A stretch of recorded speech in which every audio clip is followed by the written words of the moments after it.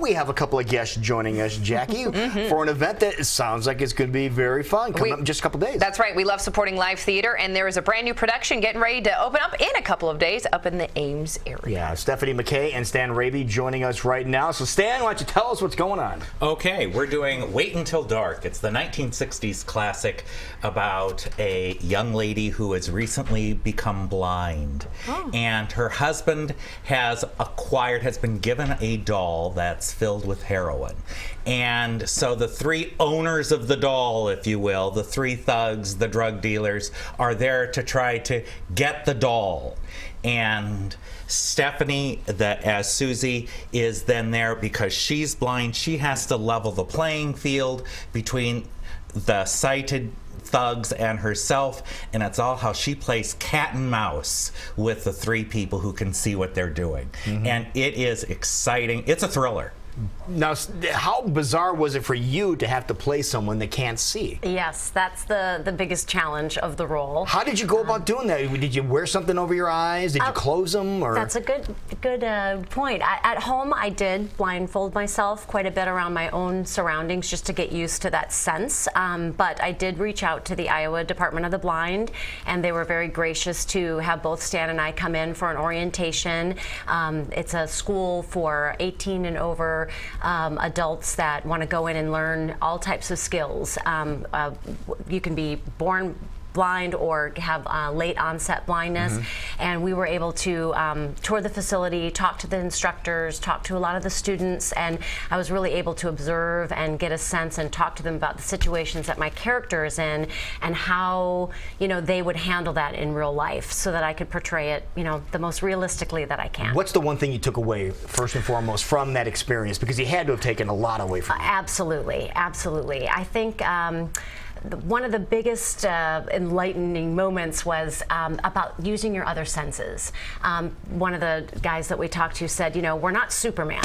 We can't, all of a sudden our hearing isn't like super powered, but you start to rely on those senses a little bit more. So the character, Susie Hendricks, that I play, she's able to kind of figure out what's happening and know that these guys are conning her because she's listening to how they walk and she's listening to the tone of their voice and realizing, okay, something's going on. She hears blinds opening and closing and realizing that they're actually signaling each other with these blinds. So just sort of as an actress, also having to really listen and pay attention.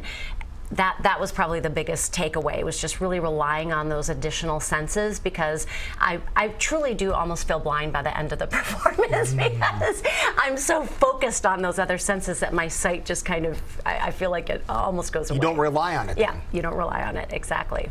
So a very fun show, a unique experience for an actor, but also for the audience as well, as they're involved in everything that's going on. Oh my goodness, it's amazing for the audience because first of all, the theater is dark.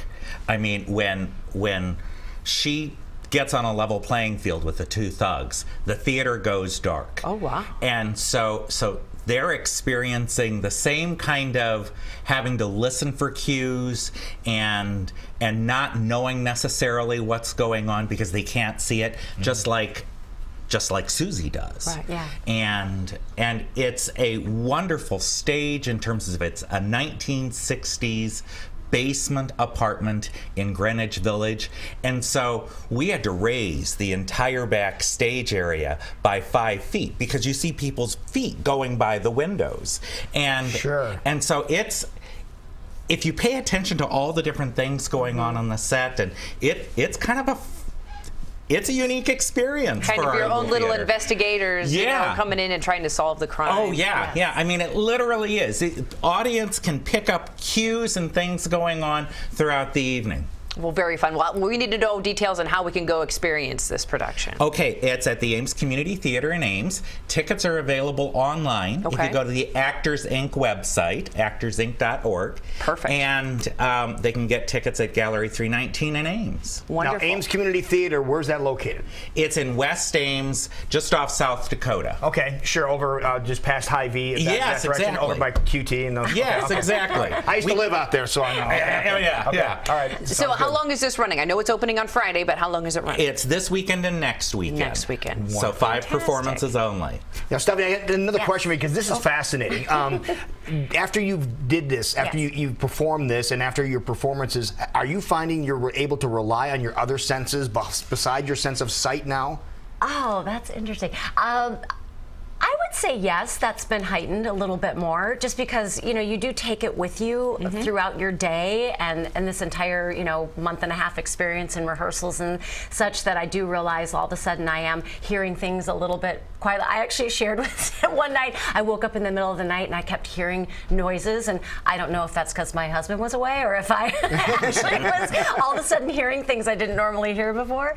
But yes, I do think that, you know, you're just, you are aware of other things, sense and hearing, and just trying to visualize without your vision things that are happening. And that's one of the things when we spoke to the folks at the Iowa Department of the Blind, is that especially if they had late onset blindness for some degenerative illness or what have you, they all had sort of a moment after their experience of blindness where they said, okay, I'm going to take my life back. And I think Susie goes through that as well. When she met Sam Hendricks in the play, prior to the play starting, that's when she decided she was going to take her life back. So we see the struggle of her being newly blind, because she was blinded in a car accident in a 2-year period prior to the play starting. But you also see, you know, the strength and the tenacity, and you know, she's able to hold her own with these con men because she can figure it all out, and she doesn't have to rely on her sight. There you go. See what the buzz is all about, starting this Friday up in Ames. Make sure you get your tickets now. Wonderful. There it is again. Wait Until Dark. Again, actorsinc.org for more information. Stan, thank you, sir. Thank you. Thank you so much. Thank you.